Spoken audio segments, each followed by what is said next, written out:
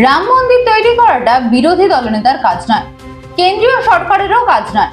মন্দির তৈরি করা সনাতনী হিন্দু ধর্মাবলম্বী মানুষের কাজ। সারা ভারতে কোটি কোটি মন্দির তৈরি হয়েছে।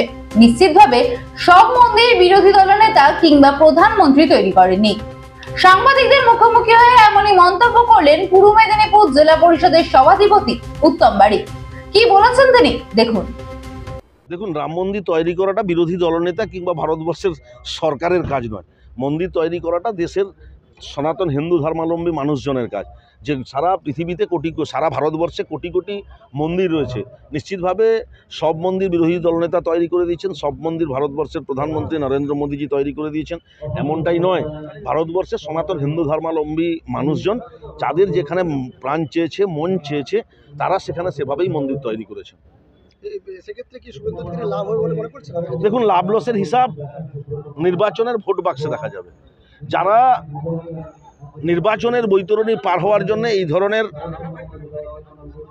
অভিনয় করছেন, যারা নির্বাচনী বৈতরণী পার হওয়ার জন্য এই ধরনের পথ অবলম্বন করছেন, নিশ্চিতভাবে নির্বাচনে যখন ফল হবে, নির্বাচন যখন শুরু হবে, যখন শেষ হবে, বাক্স যখন খোলা হবে, ইভিএম ভোটিং মেশিন যখন কাউন্টিং হবে, তখন তার লাভ লসের হিসাব নিশ্চিতভাবে মিলিয়ে দেখা যাবে। কোথাও কি বিভাজনের রাজনীতি চলছে বলে মনে হচ্ছে?